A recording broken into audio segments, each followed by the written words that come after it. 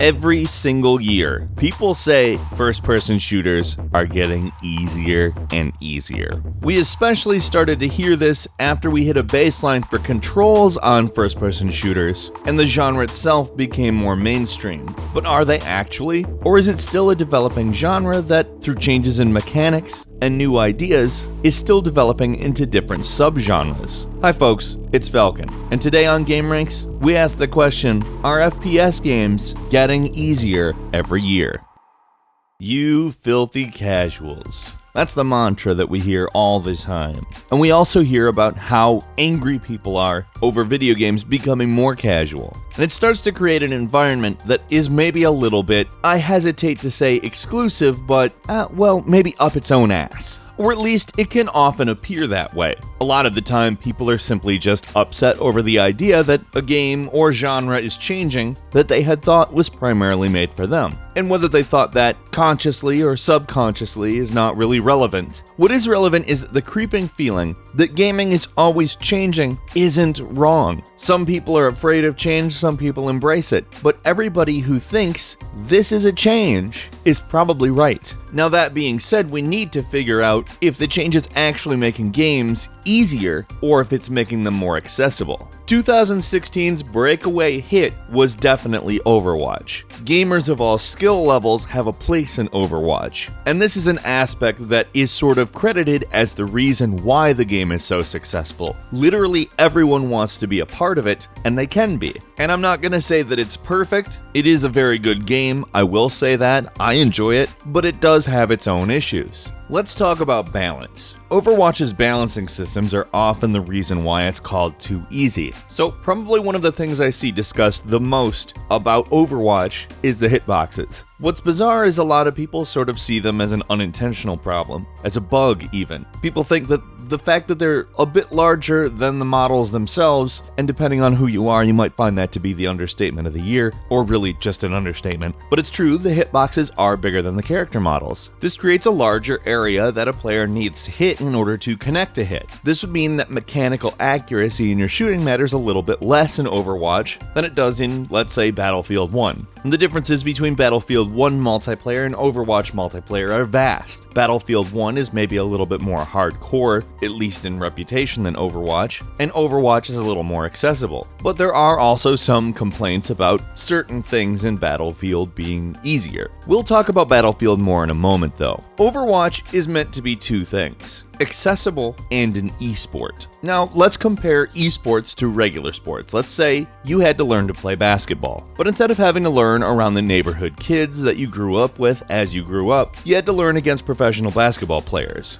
Every time you went down to the courts, Michael Jordan, Kareem Abdul-Jabbar, and Wilt Chamberlain have time traveled to your court, all in their prime, and if you want to play basketball, you have to do it against them. I'll just go ahead and say this, I wouldn't. They aren't giving you a lesson, they're totally schooling your ass. What you learn from that situation is that I'm probably not going to be able to beat these guys. I don't know if you've ever watched a match of people who play Overwatch who are significantly better than other people, but it's not like watching amateurs play it. It's like watching a carefully coordinated ballet almost. I mean, it's like a violent ballet, but it's like a ballet. There's a certain elegance to the skill that no matter how good you are at a first-person shooter, you will not have unless you've played Overwatch for a long time. Like, you can be freaking phenomenal at FPS games and drop into Overwatch. Sure, you pretty much understand the mechanics right away, but there's a lot of team-specific and game-specific mechanics to Overwatch that do justify practice and becoming accommodated with all of the various things that you need to become very good at Overwatch. The big hitboxes are definitely not an accident. Blizzard created a game that many different people can play and come into it at varying skill levels, understand the basics, and get very good at specific mechanics that the game has without being intimidated or being the kind of burden that a new player often is. The size of the hitboxes is a factor in that. It didn't make the game easy, because if the game was easy, there wouldn't be professional players that play the game like a frickin' ballet. It's called balance. The game is well balanced. A lot of people think that balance means it contains a variety of gameplay. There's checks and balances on all the various characters, their powers and weapons. And yes, that is an element of balance. But balance also means, is a new player going to pick this up and feel as though it's possible for them to continue playing and have the space to get good, to take opportunities, to make connections mentally. Yes, there are always going to be people who aren't very good at these games, and certainly Overwatch maybe pushes those people away just a little bit less than other games. But does that mean it's easier? Because, let's be frank here, like I said, players come in different levels. The game does its absolute best to set players along with other players that are at a similar skill level, but this is always going to be imperfect. It's never going to be a process that just completely gets it right, because there's only so many people playing at one time, and even though it may seem like it is a very large amount, if people wait too long for other people in the lobby, well, players get angry. That's a factor. Another factor is that Overwatch isn't just a blunt deathmatch. Overwatch is kind of a complex sports situation where players have different roles and abilities, and they need to slot well into a team for any of that to even matter. If everybody approached Overwatch like a deathmatch, they wouldn't do very good.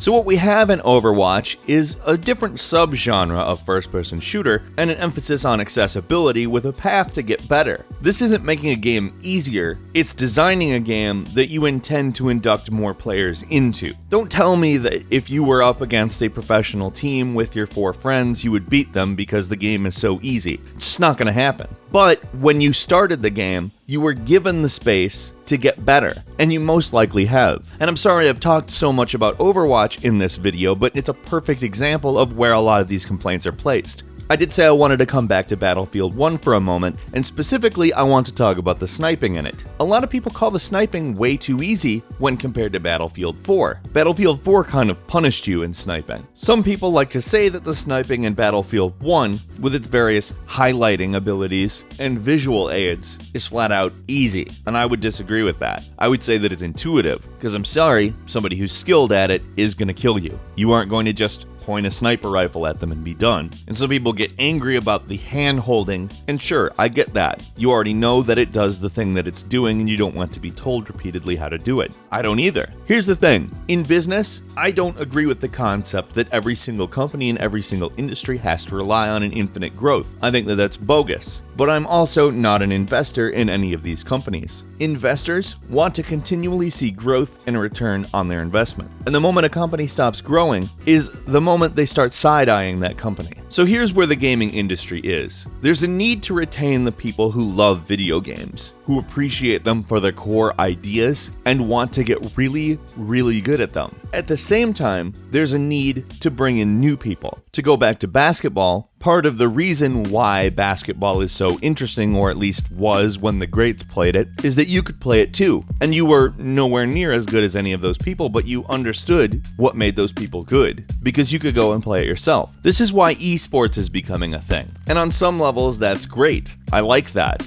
Gaming is realizing that the reason why people like sports is because it's a skill that you develop. It's something that you get better at, and making the barrier for entry extremely high limits the number of players and therefore the types of profits they can make.